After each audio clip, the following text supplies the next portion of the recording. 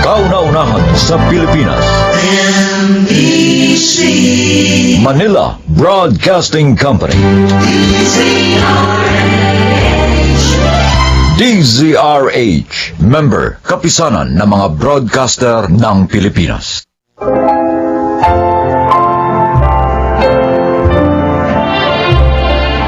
Mga kaibigan, sa araw na ito, inyong maririnig ang kwento ng isang anak na bigong makamtan ang paglingap na inaasam sa tunay na mga magulang na nagkanya-kanya ng mga landas.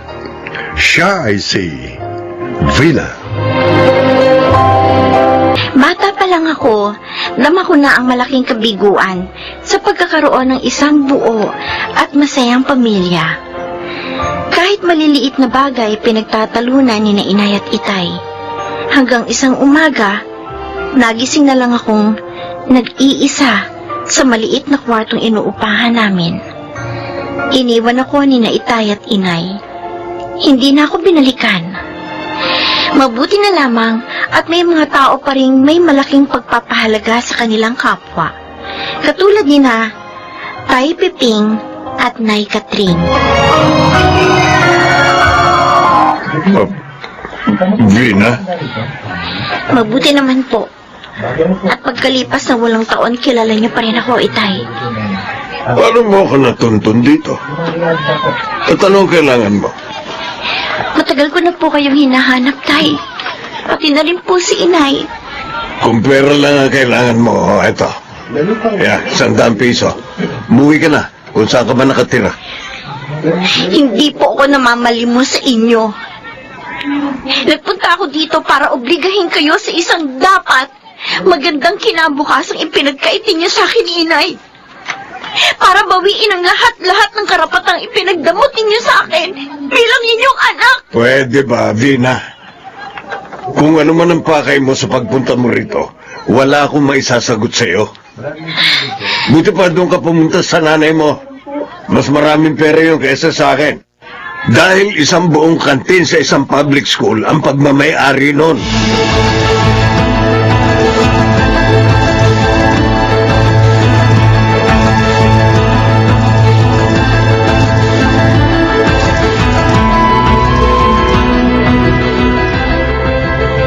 Piping, papagabi na wala pa si Vina.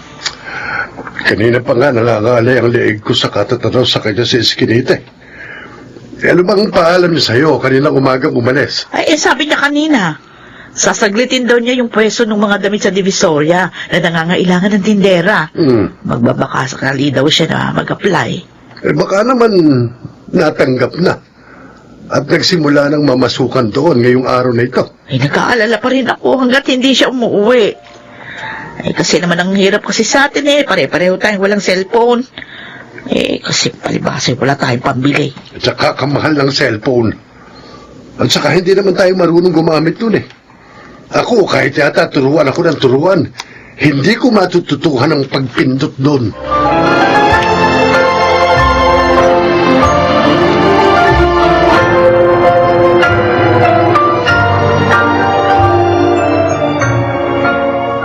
Bakit ako itinuro sa'yo ng tatay mo? Siyang ama, kaya siya ang dapat na may pananagutan sa'yo. Nay, gusto ko lang naman po mag-college. Kaya nga po sinikap kong maidaos sa pag-aaral ko sa senior high school. Dahil gusto ko makatapos ng kahit anong kurso sa kolehiyo. Yung makakapagtrabaho kaagad ako. Kami, hindi kita po pwede pag-aralin, Bina. Mahigpit sa pera yung asawa ko. Kahit nga piso, hindi ko pwedeng galawin sa kita ng kantina ito Kaya sige na, malis ka na. At wag ka nang babalik dito. Huwag mo nang guluhin ang buhay ko.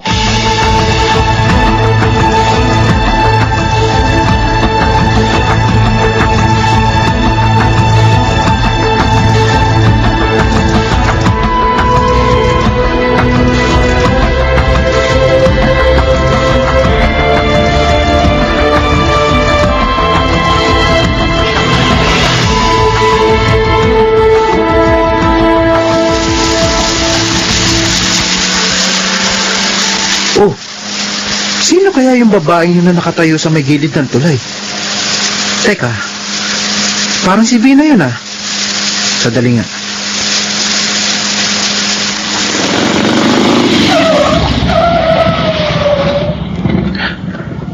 Oo nga, si Vina nga. Ano kaya ang ginagawa niya sa ganitong oras ng gabi sa tulay? Kailangan malapitan ko siya. Kailangan maagapan ko agad kung ano man ang binabalak niya.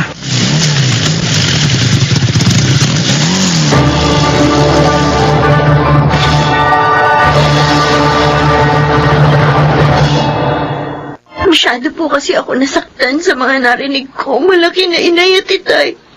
Oh. Kaya kung ano-ano na pong naiisip ko. Galing kay kamo doon sa mga magulang mo. Teka, paano mo sila natunton? Noon po kasing time na naghahanap ako ng mapapasukan trabaho. Oh. Hindi ko rin po akalain makikita ko si Itay sa isang shopping center. May pwesto po siya ng tela doon. Tapos itinuro po niya sa akin yung public school kung saan nandun na yung kantin na pinamamahalaan ni Inay. Baka nabigla lang sila nung makita ka. 8 taon na rin ang nakalipas, ano? Isipin mo, 18 anyos ka na ngayon. Hindi po ba? Dapat masaya sila na makita ako. Sabik sila dapat na mayakap ako. Pero sa halip, itinaboy po nila ako. Ha? Parang hindi man lang sila nakonsensya sa mahabang panahon na pinabayaan nila ako. Parang kasalanan ko pa na natuntun ko ang mga kinaroroonan nila.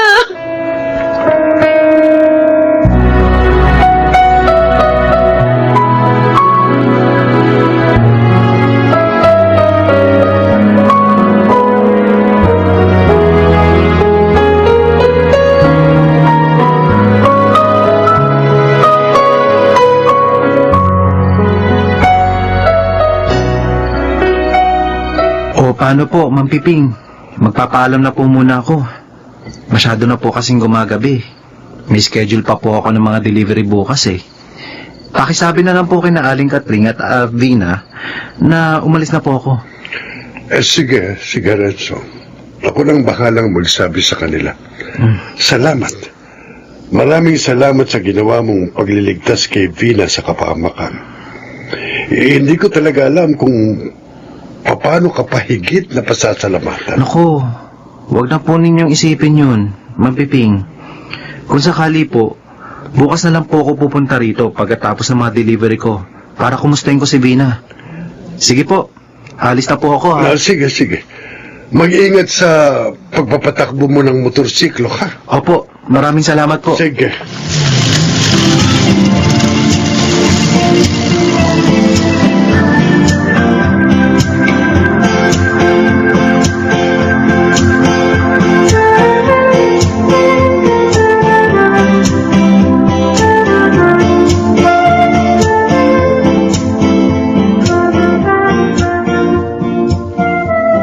Ramil, kumusta? Lumen? Oh, bakit naman para ka nakakita ng multo pagkakita sa akin? Si Lumin lang ito, yung dati mong asawa na hanggang ngayon, buwisit sa iyo, dahil itinuro mo kay Vina yung eskwela kinapupwestuhan ng kantin ko. Natural. Ikaw ang ine. May tuturo ba akong iba? Wala. Ba't mo nalaman tong pwesto ko? Itinuro din niya sa'yo. Gusto raw niya mag-college. Nang hihingi ng financial support. Huwag mo ako isali sa usapan na yan. 5 yung anak ko na pinag-aaral. Puro nasa private school. Sino ba walang anak na pinag-aaral? Pero ang pinag-uusapan dito, konsensya, Ramil. Kung ikaw wala nang natitira pang konsensya, ako meron pa. Matagal ko nang hindi ginagamit ang konsensya ko, Lumen. At kahit na ano pa ang sabihin mo, hindi ko rin yun gagamitin ngayon.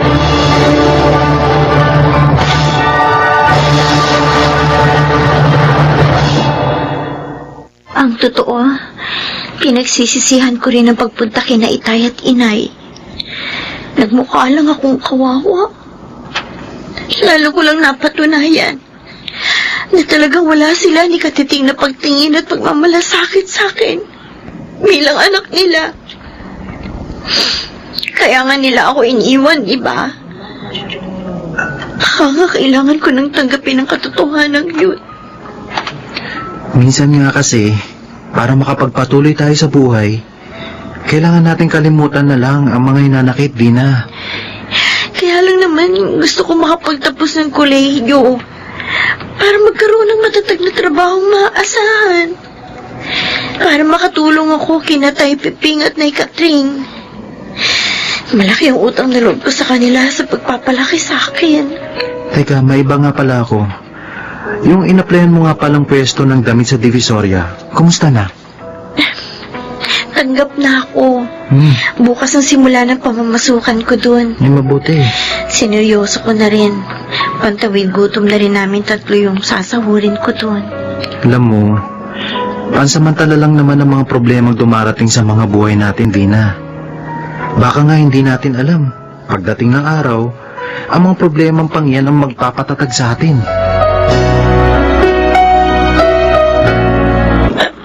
Lumen? Pwede po ba akong tumuloy, Aling Catring? Abi, oo. Oo. Halika. Dito tayo sa loob. Ayan, maupo ka. Salamat to.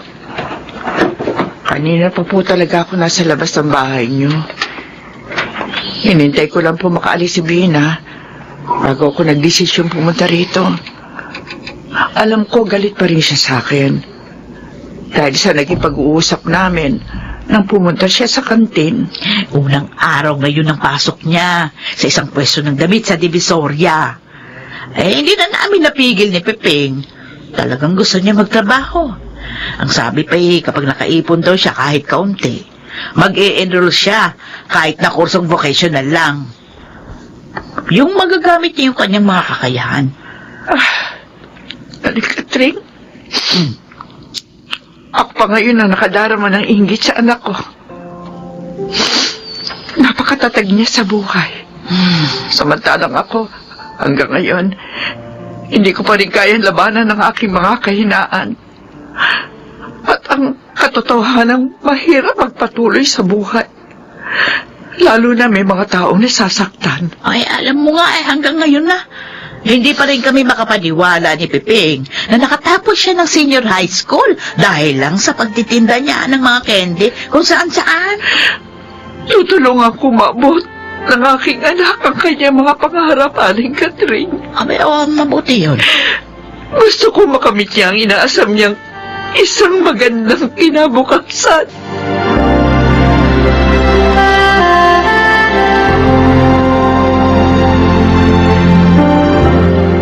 Naduwag ako noon sa mga responsibilidad. Kaya tinakasan ko ang hirap ng buhay na nararanasan namin mag-anak. Mas nagpadala ako sa takot kaysa sa sumubok. Masakit man kasing aminin. May mga pagkakataong pagkaraan pa ng napakarami nating mga pagkakamali. Saka lamang tayo namumulat sa leksyong natutuhan natin mula sa ating mga aksyon, Ramil. Pero hindi po ako nawawalan ng loob na mapatatawad ako ni Vina, Ma'am Piping. Maraming bagay sa pagitan namin ng aking anak ang gusto kong maitama.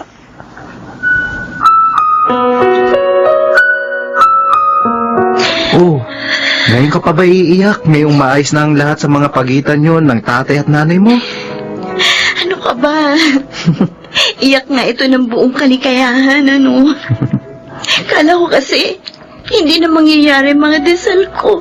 Alam mo, Vina, ibinibigay ng nasa itaas ang mga kahilingan natin sa malaon man at madali. Pero kailangan mo ring maniwala sa iyong sarili at sa mga taong nakapaligid at nagmamahal sa iyo. Oo, tama ka. Katulad ng kailangan kong pahalagahan ng mga taong ginagawang espesyal ang buhay ko. Kayo ni Naitay Peping at Inay Catring. At ngayon, kasama kasama na rin ang mga magulang ko. Alam ko, magkakaroon na ng katuparan ang mga pangarap ko.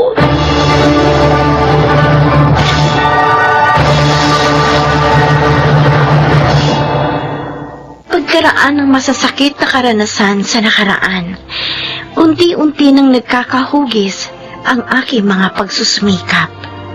Lalo pa, at ang kursong pinakagusto ko ang kinuha ko sa kolehiyo, ang Bachelor of Elementary Education. Sa pamamagitan na rin ng financial support na nanggagaling kina itay at inay. Huling semester ko na ngayon sa nasabing kurso. At oo, magkakasama pa rin kami ni Itay Piping at Inay Katring. Tulad ng pangako ko sa kanilang, anuman ang mangyari, hindi ko sila iiwan dahil hindi rin nila ako iniwan noong mga panahong kailangan ko ng mga magulang. Ako si Vina at ito ang aking buhay. Bagamat napakaikli ng buhay upang itama ang mga pagkakamali at punan ang mga pagkukulang, patuloy pa rin ang pag-asam sa katuturan ng mga bagay-bagay at pag-iral ng buhay sa pangkalahatan. Mga nagsiganap, Susan Robles, Lionel Benjamin, Rosana Villegas, James Cuaton, at Chiquit del Carmen Amor sa papel na Vina. Naglapat ng angkop na tunog Jerry Mutia, sa musika Buboy Salonga, supervisyong teknikal Eric Lucero at Bong Buyar, creative consultant Phil Cruz, production assistant Anching Cruz. Ito'y mula sa panulat ni Sel Barlam, sa direksyon June Martin Legaspi. Ito ang aking buhay.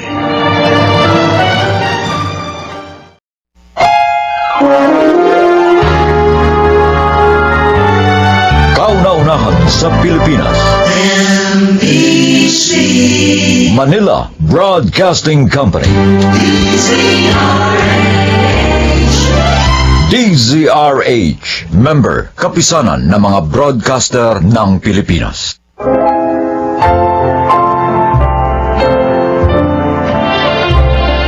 Magandang araw po mga giliw naming tagapakinig.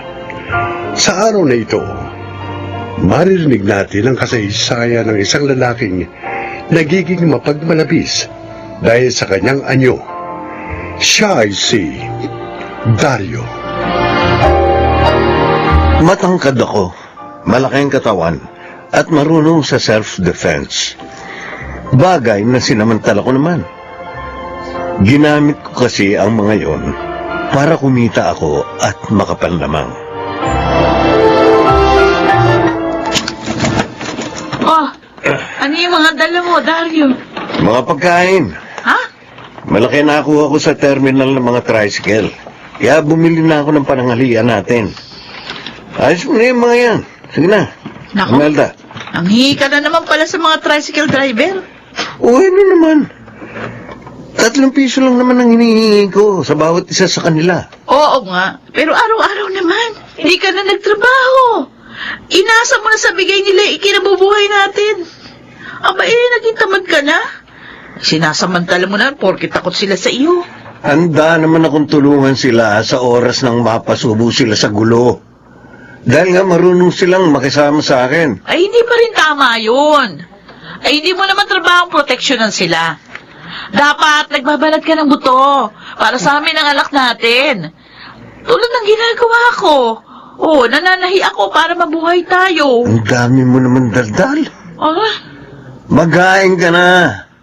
Mag-aing ka ba o gagawin na lang namin pulutan ni Nito yung mga ulam na to?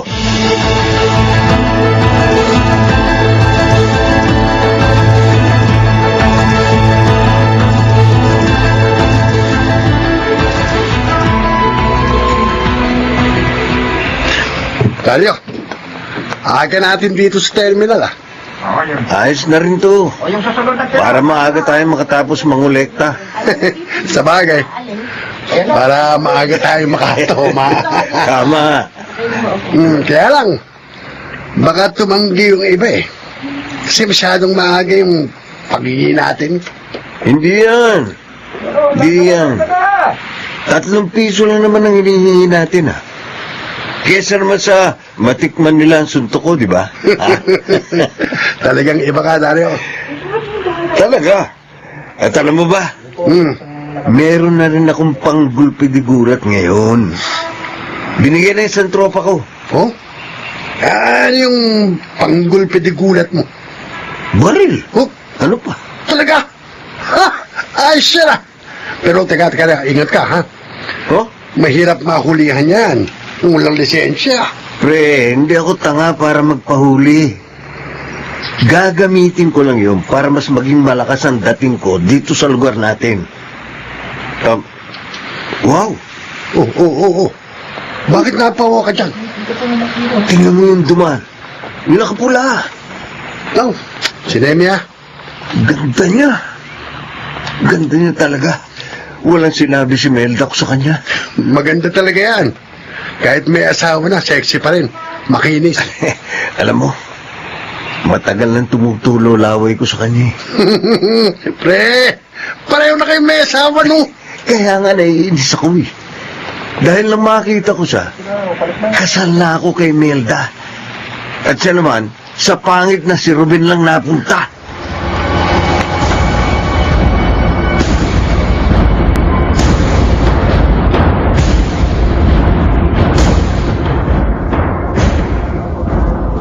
Saan mo kinuha ang baril na ito, Dario? Ha? Ba't mo pinakialaman yan? Kaya pala nang tignan ko, wala sa tagoong ko. Saan mo nga Kinuha mo? kinuha? Delikado to, no? Pwede ka makulong. Aka na nga yan. Ano? Mga tanga lang at bobo na ako kulong dahil dito. Oo naman, oh, pinanenervyos mo ako sa ginagawa mo eh. Hindi mo naman kailangan yan. Gaga, kailangan ko ito. Tulad ngayon, tuturuan namin ng leksyon ang kaaway ni Boying. Ano? Yung isa namin tropa ni Nito. Wag, naku. Wag mong dalhin yan. Baka makabaril ka. Mamaya makulong ka. Tumahimik ka nga. Dapat na matakot sa akin ang mga taga rito. Hindi nila kami dapat kinokontra ng tropa ko. Pero Dario, Pag ano ba? hindi ka umalis sa daraanan ko, ikaw ang pupukpukin ko nitong baril.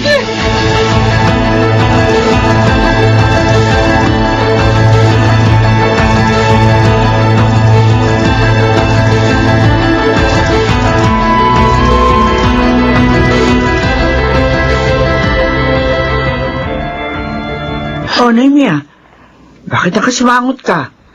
Nakaaway ka ba sa labas? Wala po, Nay. Nainis lang ako kay Dario. Ha?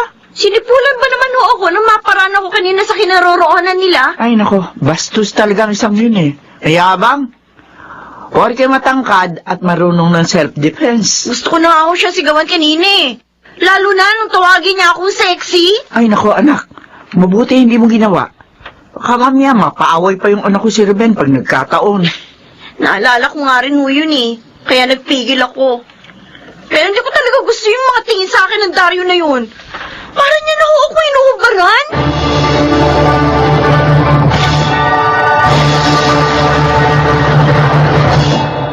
Masaya ka ba sa date natin, mahal?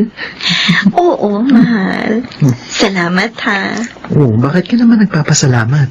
Kasi kahit mag-asawa na tayo, hindi ka pa rin nagbabago. Dinidate mo pa rin ako. Patunay lang yan na mahal kita. Ikaw talaga? Halika na ha, sumakay na tayo ng tricycle. Baka abutan pa tayo ng ulan dito. Sige. Magandang hapon. Mia, Ruben. Ang buwisit na si Dario. Oh, ikaw pala, Dario. Magandang hapon din. Sasakay na ba kayo? Oo, pauwi na kami. Sandali. Ikukuha ko kayo ng magandang tricycle. Kumusta, Nemia? Mabuti naman. Saan kayo galing? Dinig ko si Mrs. Wow, Ruben, swerte mo naman. Ba, syempre. Kahit hindi ka gwapo, napakaganda ng kadate mo. Grabe to, oh. Sana all, may napakagandang kadate.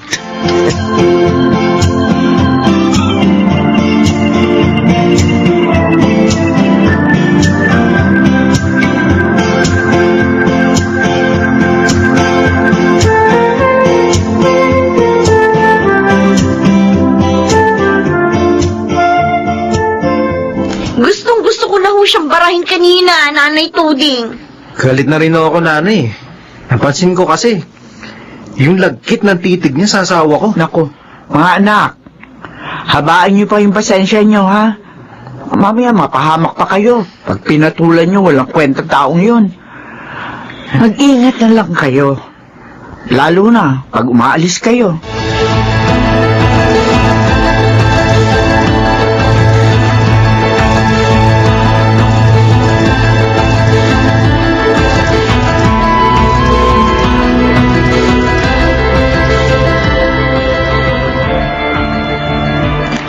Malalim na ang gabi, Dario. Ba't hindi ka pa matulog? Yan mo nga ako. Di pa ako inaantok. Sige na, pumasok ka na sa kwarto. Iisip ko lang naman, baka may problema kay. Baka meron ako may tulong. Alam mo, makakatulong ka nga. Paano? Kung maghihiwalay tayo, Ano? sawan-sawa na ako sa bunganga mo. Dario, Sige na, pumasok ka na sa kwarto, buisit! oo na! Hindi mawala sa isip kong sinabi ni Ruben kaninang nakita ko siya sa terminal. Sabi niya, panggabi siya ngayon sa trabaho niya. Pagkakataon ko ito, papasukin ko si Nemia. Hindi naman nakasama sa bahay si Aling Tuding eh. Kaya mag-isa lang siya doon ngayon. Tama. Papasukin ko siya. Hindi na ako talaga mapakali. Kailangan maging akin siya.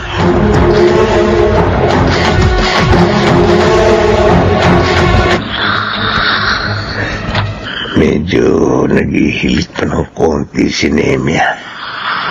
Wala siyang kamalay-malay na buksan ko ang main door nila. Kaya nakapasok ako sa bahay. Hanggang dito sa kwarto. Oh, Nemia. Ang ganda mo talaga. Ang puti. Ang kinis. Ikaw? Nagising ka? Mabigat ba ang kamay ko? Ha? Nakakagigil ka kasi. Lumayas ka rito! Loko, tanga. Alam mo ba matagal na kitang pinagpapantasyahan? Pag hindi ko umalis, sisigaw ako! Hindi mo magagawa yan. Dahil dito. Baril na. At gagamitin ko to sa'yo. Pag hindi mo ko pinagbigyan. Huwag na awa ka!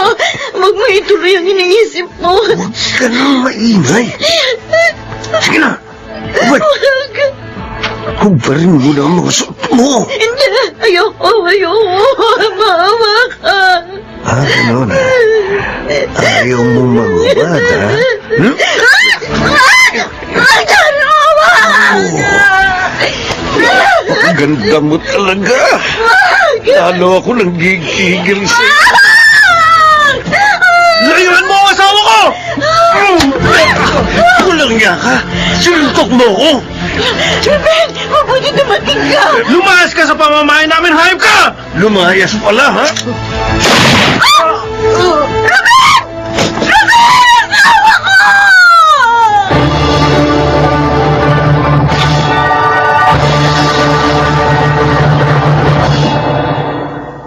Ang anak ko! Ang kawawa kong anak! Namatay na walang kalaban-laban. Kasalanan ng hayop na si Dario. Napakasama niya. Nemia. Aling Tuding. Ikaw! Bakit ka pa na pa rito? Kung makikiusap ka na, iurong namin ang kaso laban kay Dario. Nagsasayang ka lang ng oras. Animal ang asawa mo! Ayok sa laman! Kaya dapat lang na mabulok siya sa kulungan! Naparito ako para makiramay. Hindi ako makikiusap sa inyong iatas yung kaso laban sa asawa ko. Dahil ako man, Nasusuklam sa ginawa niya.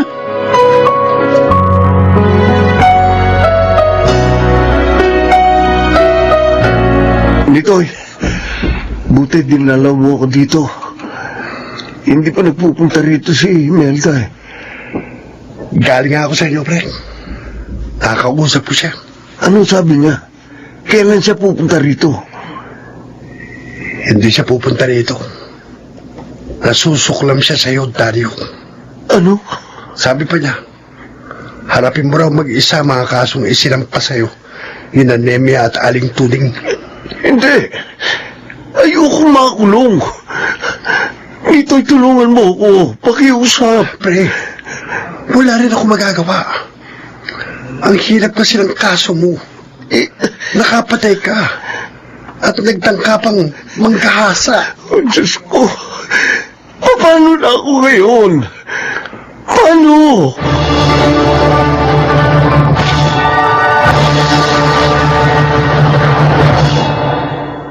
Ilang taon na rin akong nakakulong. Ni isa sa pamilya ko, walang dumadalaw. Pinagbabayaran kong mag-isa ang nagawa kong mga kasalanan. Kung maibabalik ko lang sana ang panahon, hindi ko nagagawin ang ginawa ko noon. Subalit, huli na ang lahat. Ako si Dario, at ito ang aking buhay. Kapahamakan ang hahantungan ng taong may taglay na kayabangan at hayok sa laman. Mga nagsiganap, Rosana Villegas, Chiquit del Carmen Amor, James Cuaton, Susan Robles, at Lionel Beramin sa papel na Dario. Naglapat ng angkop na tunog Jerry Mutia, sa musika Buboy Salonga, supervisyong teknikal Eric Lucero at Bong Miar, creative consultant Phil Cruz, production assistant Anching Cruz. Ito'y mula sa panulat ni Telma Corporal Alcantara, sa direksyon June Martin Ligaspe. Ito ang aking buhay.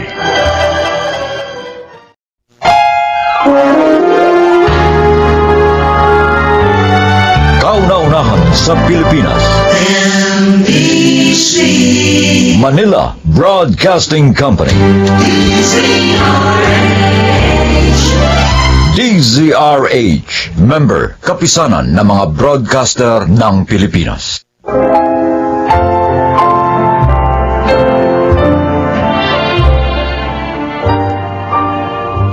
Magandang araw po mga giliw naming tagapakinig.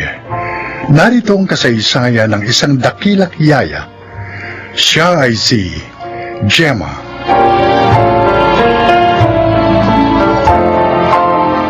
Bente anyos pa lamang ako na magtrabaho ako sa mga magulang ni Irene. Kaya naman ang ikinasal sila ni Paul, ay ako ang kinuha nilang yaya ng kanilang anak na si Ivy. Nanatili ako sa kanila dahil na rin sa pagkakasakit ng aking asawang, si Nardo. Nagustuhan mo ba ang pasalubong ko, Soren? Opo, Nay. Mukhang masarap po ang mga chocolate na to eh. At ang dami pa po. Si Ivy ang nagsabi sa Mami Irene niya na dalhin namin ang lahat ng yan. Oh, dapat po pala akong magpasalamat sa kanya. Oo, anak. Ay, sige na, puntahan mo na siya sa sala. Makipaglaro ka sa kanya para sumaya naman siya. Opo. Diyan na po kayo, Inay. Tay. Oh, Gemma. Bakit mo ba isinama ditong alaga mo? Naawa ako, Nardo. Nagpilit siyang sumama nang malamang uuwi ako. Malulungkot lang daw siya sa kanila dahil sa palaging pag-aaway ng mga magulang niya. At hanggang ngayon pala, ganun pa rin sila. Sinabi mo pa. At ewan ko kung magbabago pa yon. Mangyayari yun kung pareho silang magbibigayan.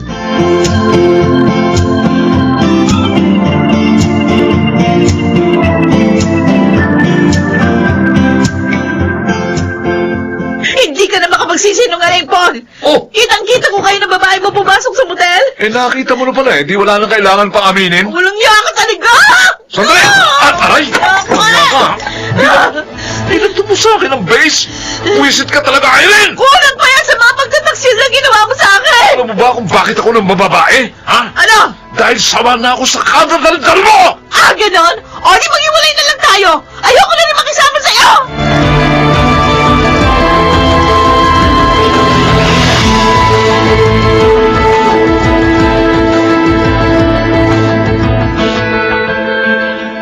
Irene, dinalan kita ng juice, oh, at ng paborito mong pastries. Oh, lalagay ko dito sa mesa, ha? Salamat. Ko walang yaya, Gemma. Naging tapat ako sa kanya pagkatapos ito pang igaganti sa akin. Talaga bang hindi na kayo magkakasundo pa? Hopeless case na. Wala na. Pero, paano si Ivy? Magpapadala naman siya ng sustento para sa bata. Yun yung usapan namin. Ako naman, pupunta muna ako sa Hong Kong pansamantala para makamove on. Bibenta na rin namin ang bahay na ito. Si Ivy, saan siya titira? Pareho naman kayong ulilang lubos ni Paul. Yun nga sana yung papakiusap ko sa'yo. Sana, alagaan mo pa rin si Ivy, lalo na sa pag-alis ko. Pero, doon mo na lang sa inyo siya alagaan, ha? Ano? Sige na. Ikaw lang naman ang alam ko na pwede ko talagang pagkatiwalaan, eh. Pero huwag ka mag-alala. Dodoblihin ko yung sahod mo. At magpapadala din kami ng paggastos ni Ivy.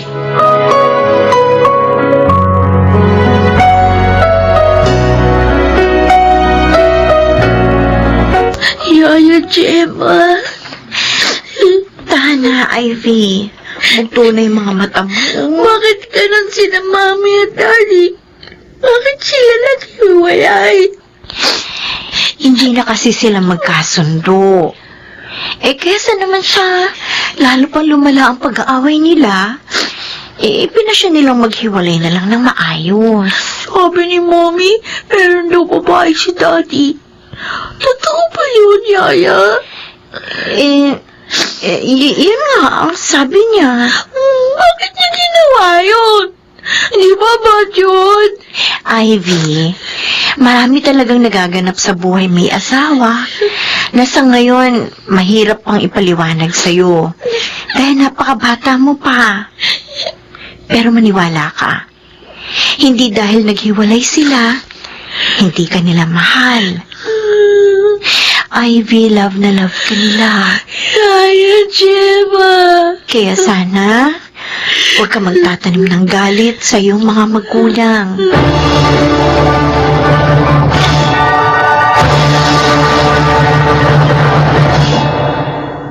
Oh, narito ka lang pala sa kwarto ni Ivy.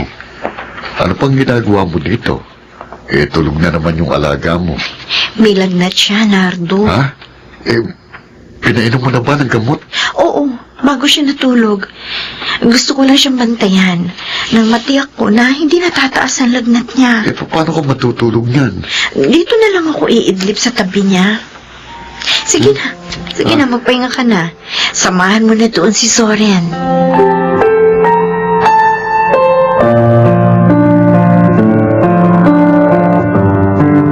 Aba, marunong ka na maghiwa ng mga gulay. Ivy, Tinuruan po ako ni Zoren at Nanay Gemma, Tatay Nardo. aba, mabuti yan. Matuto ka ng mga gawaing bahay. Makakatulong ito sa'yo balang araw at malilibang ka pa. Saan po ba nagpunta sina Nanay Gemma at Soren? Sa palengke. Teka, wala ka na bang gagawing assignment? Wala na po. Kaya nga po, tumutulong na ako dito sa kusina.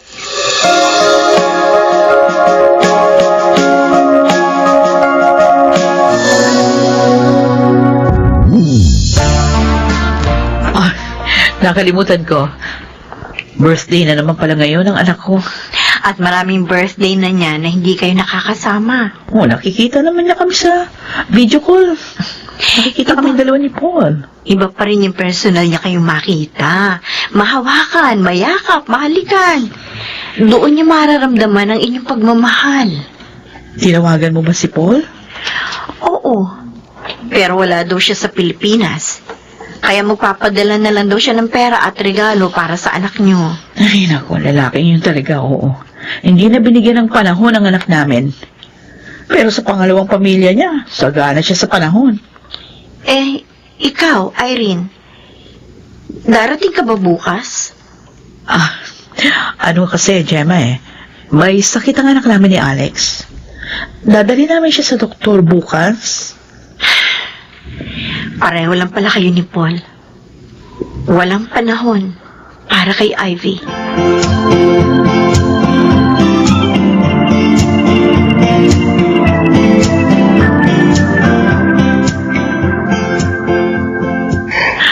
Ivy, congratulations. Graduate ka na sa high school ngayon. Oo nga, Soren.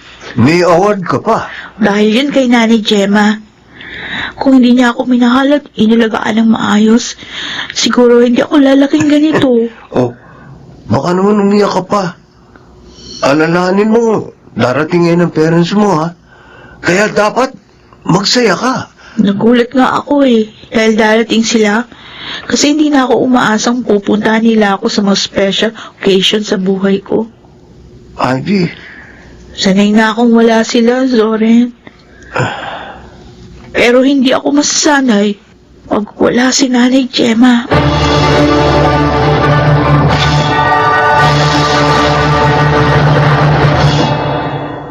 Mas mabuti kung mag-dorm ka na lang sa Maynila, anak. Wala namang problema. Ikukuha kita kahit pa apartment. Huwag na po, Daddy. Ayoko po doon. Oh, bakit? Dito na lang po ako mag-aaral sa probinsya. Ha? Meron namang magandang university din dito Pero Ivy, mas maganda ang turo sa Maynila. Kung talaga po mag-aaral ng mabuti ang isang estudyante, matututo siya kahit pa nasa ang school siya mag-aral. Okay, sige. Sa akin lang kasi, mas madadalaw kita kapag naroon ka, anak. Mas gusto ko po nakasama si Nanay Gemma. At saka, nakikita ko naman po. Tayo, nakikita tayo sa video call. Pwede mo rin naman akong bisitahin anytime. Kung gusto niyo.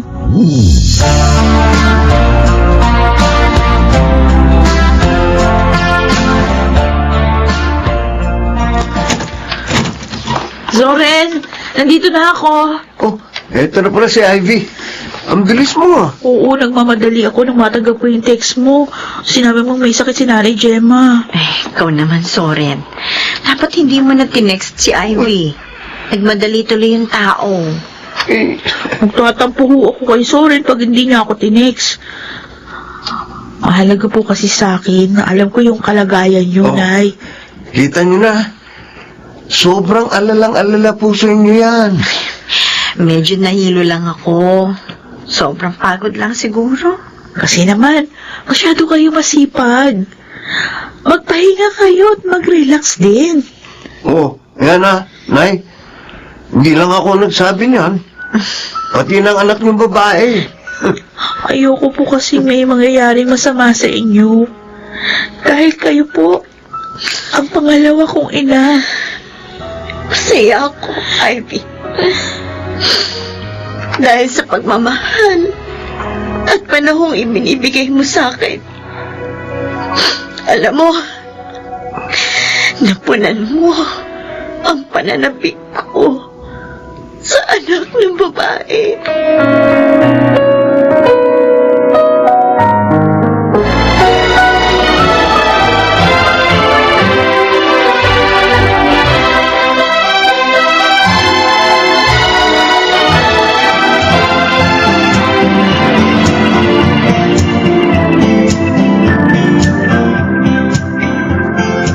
Ivy, Zoren, binabati ko kayo. Thank you. Salamat po, Itay. Salamat po. Congratulations sa inyong dalawa. Lagi sana kayong magmahalan at magunawaan. At tandaan po namin yan, Inay. Kasi kayo po ni Tatay Nardo ang magiging ehemplo namin sa aming pagsasama ni Zoren. Napakasaya ko, Ivy. Dahil ngayon, Talagang anak na kita. Dahil manugang ka na namin. Oh, ako rin po, nanay. Masaya ako. Kinakaway na tayo na Balaing Irene at Balaing Paul. Lumapit na tayo doon. Ano?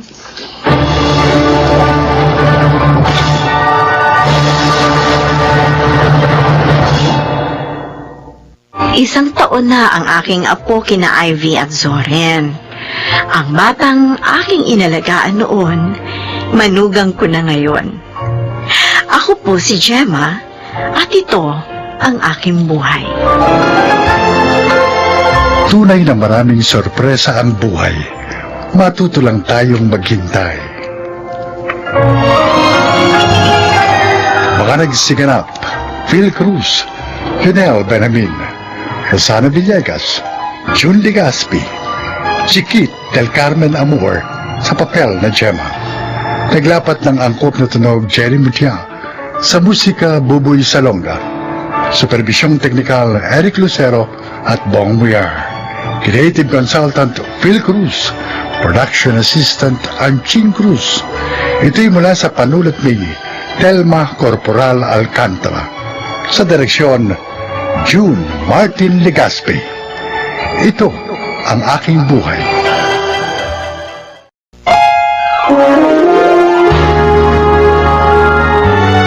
Kauna-unahan sa Pilipinas.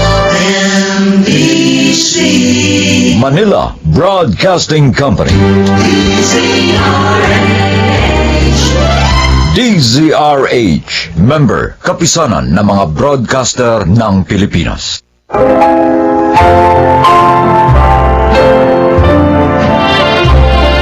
Magandang araw po mga kaibigan. Maririnig natin ang paglalakad ng isang binatang hindi sumuko sa kanyang pangarap sa gitna ng mga pagsubok na kanyang hinarap. Siya ay si Doris. Hindi sa minamaliit kong pamilya namin, pero ramdam kong hirap ng buhay mula ng bata ako.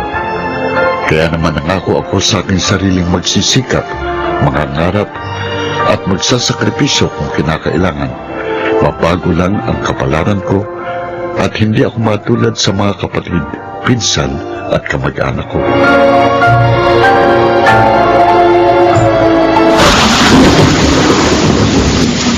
Mabagsak na ulan. Mabuti pa tumakbo na ako. Wala akong dalang payong. Baka mabasa mga lipo ko. Doris! Doris! Si Aling Maring, bakit po? Kumarinig ka muna! Ano po yun? Hoy, sabihan mo nga yung nanay mo, yung utang niya sa akin, bayaran niya na, ha? Sus Mariusip, magdadalawang buwan na yun, ha? Grabe naman kayo! Ang kukulat niyo namang singilin! Kahapon, tinatawag ko, hindi man lang lumingon. Kapag mangungutang, dito sa akin pumupunta. Kapag pinautang ko na, sa ibang tindahan na bumibili kasi ayaw masingil. Aba, hindi na nahiya! Pasensya na po kayo. Walang-wala po talaga kasi kami ngayon dahil may sakit si tatay. Ganon? Ay, wala akong pakialam. Ang utang ay utang. Kung hindi kaya magbayad, edi wag ka mo siya mangutang, wiset! Bumusang ulan. Oh, ano pang ginagawa mo rito? Sige na, sige na. Umuwi ka na nang masabihan mong nanay mo. Kailangan ko ang bayad niya ngayong araw mismo. Kung hindi, ipapabarangay ko na siya. Umuulan po kasi hindi ako pwedeng sumugod eh. Eh, di lumusong ka sa ulan. Huwag kang tumambay dito sa tindahan ko. Mamalasin ako sa'yo.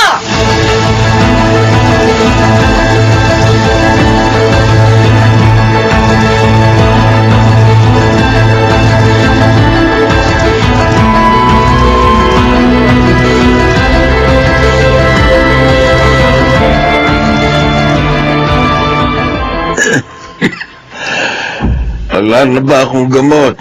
Naku, wala na eh. Kaya itong nilagang dahon na lamang inumin mo, ha? Baka si Norris may pera. Hindi ba't may trabaho siya? Eh, siya na nagbayad ng kuryente natin ng isang araw. Ganun ba? Nay! Oh! Ay, basa-basa ka! Eh, bakit ka lumusong sa ulan? Nay! Si Aling Mariho. Naniningil ng utang ninyo. Ay, naku.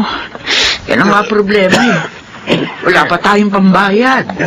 Doris, Tay, baka naman may naitatabi ka pa dyan pera. Bayaran mo na muna. At saka, kailangan ko rin ng gamot. Baka maaaring makahiram muna ng pambili. May pensyon naman ako sa susunod na buwan eh. Babayaran na lang kita.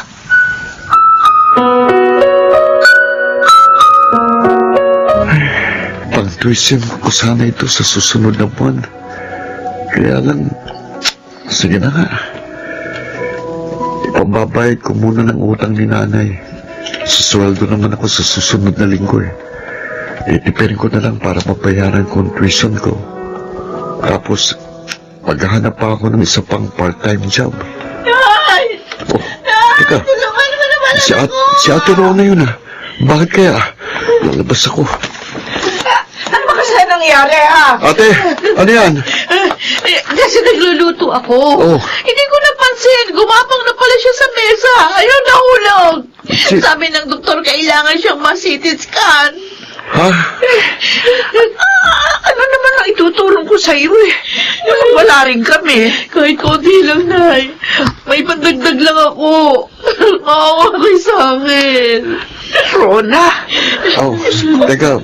Eto ate. Ipandagdag mo na yan. Naku, salamat, Doris. Oo, sige. Aalis na ako, ha? Kailangan ko bumalik sa ospital.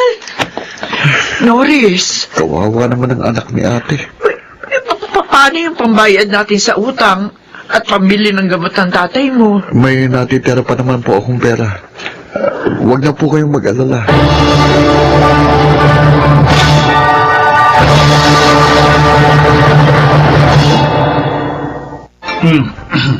Oh, lagay pa, tay. Magkano na panalunan mo sa pusta? Ay, medyo malaki-laki rin. O yung manok ko dyan, ilaban mo na rin sa susunod. Ayun na nga itatanong ko sa inyo eh. Kasi, inaalagaan nyo, hindi nyo naman inilalaban. Panay ang atake ng ubo ko nito mga nakaraang araw eh. Oh, si Norris. Oh. Hoy, Norris! Oh, kuya. Liga! Samahan mo kami ni tatay. Tumagay ka muna. Nanalo ako sa sabong. Ako, hindi naman ako umiinom, Ako kuya. talaga, ang hina mo namang nilalang eh. Saka, bakit ba naka-uniforme ka? Huwag mong sabihin nag-aaral ka pa rin sa koleyo hanggang ngayon. Second college pa lang ako. Dahil konting units lang ang kinukuha ko bawat sem. Nagpa-part-time job din kasi ako eh. Ay, naku, sabi ko naman kasi sa'yo, huminto ka na sa pag-aaral. Pinahihirapan mo lang yung sarili mo eh. Yung ginagastos mo sa tuition, imbes na itulong mo na dito sa bahay, napupunta pa sa eskwelahan. Sa mga teacher mong tamad namang magturo. Oh, tingnan mo ako. High school lang ang tinapos ko, pero ayos naman ang buhay ko ah. Nadadaan naman sa diskarte. Kuya, may mga pangarap ako. Oh. Gusto kong may marating man lang ako sa buhay. Ay, no. Oo, sige na nga. Tingnan nga natin kung hanggang saan ka makakarating. Baka hanggang dyan ka lang sa tindahan ni Aling Maring makarating.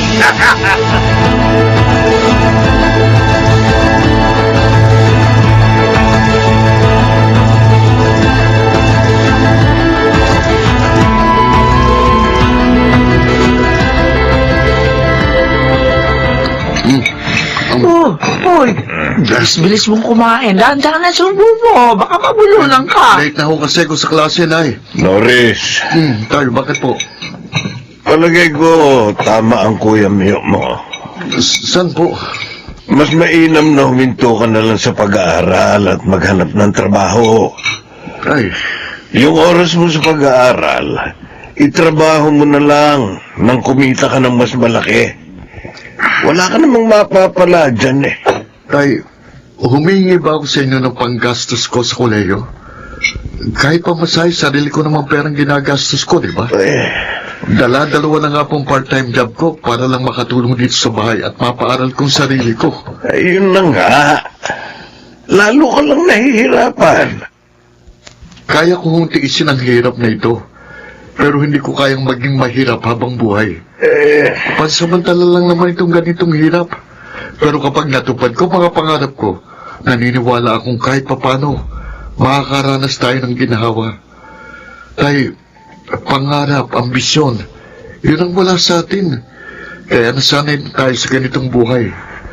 Kung hindi nyo man ako nasusuportahan sa pinansyal na pangangailangan ko, sana Kahit moral support lang. O, sana kahit papano, mangarap man lang kayo para sa akin.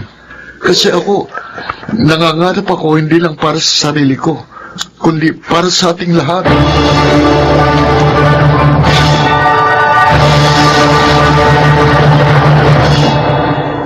Ay, baka naman ho, pwedeng pakiusapan si Norris.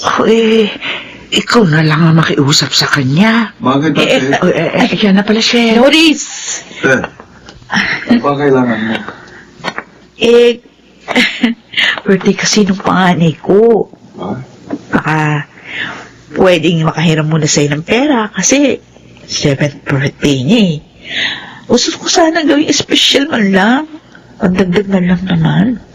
Ate, alam mo bang birthday ko kahapon? Ay, naku! Sorry, hindi ko naalala. Ako rin, nakalimutan ko rin eh. Napakapalad ng anak mo kasi pati birthday niya. Gusto mong gawing espesyal. Pero sana, mas matuto ka kung anong pinaglalaanan ng pera.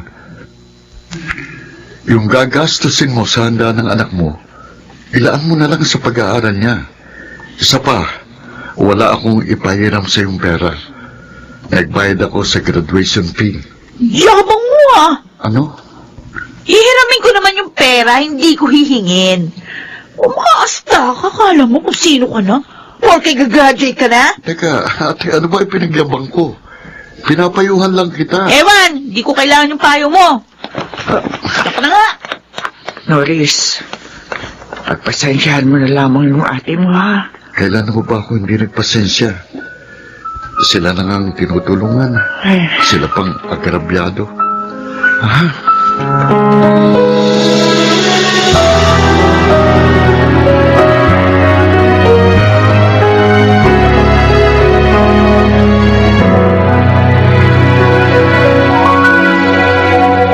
Uy!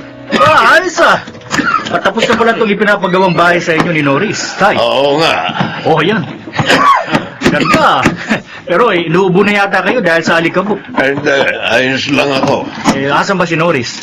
Nasa loob. Nag-iimpake. Impake? Bakit? Oo. Ayos na to, Nay. Uy! Tol! Pusturang-pustura ka. Kuya. Saan bang punta ng engineer kong kapatid? Okay ah. Kahit inabot ka ng ilang taon sa kolehiyo, pero talagang tinapos mo ang pag-aaral mo. Bilib talaga ako sa tiyaga mo. Eh ako kasi, wala ako niyan. Kaya ayos na ako sa ganitong buhay. Oh, saan punta mo? Norris, Nay. naiwan mo yung ID mo. Ay! Akin na ho, Nay. Ito. Kuya. Akin na ho. Nakakuha ko ng trabaho sa abroad. Ha? Mas mataas ang sweldo. Kayo na munang tumingin-tingin dito kay nanay, ha? Wow! Bigatin ka na talaga. Tol, huwag mo naman kaming kalimutan, ha? Bakit ko naman kayo kakalimutan? Nang tinutupad kong pangarap kong ito, kasama kayo sa larawan. Hindi lang ito para sa akin, kuya, kundi para sa atin. Pero sana, kung hindi kayo nangarap para sa sarili nyo, sana mangarap pa rin kayo para sa mga anak nyo. Mangarap kayo ng matayog para sa kanila.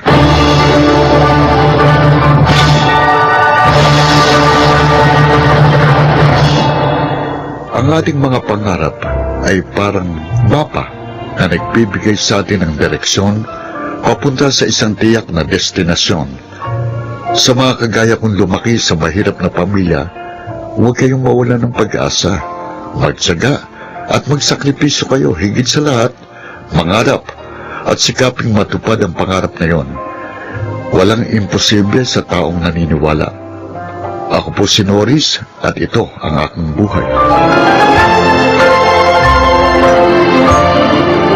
A person without a vision perish. Gaya ng sinabi ni Norris, ang ating mga ambisyon at pangarap sa buhay ay nagsisilbing tanglaw sa ating tinatahak na daan. Maragsiganap, Susan Robles, Yurel Benamin, Rosana Villegas, Maynard Landicho, Jenaline de la Cruz at Phil Cruz sa papel na Norris.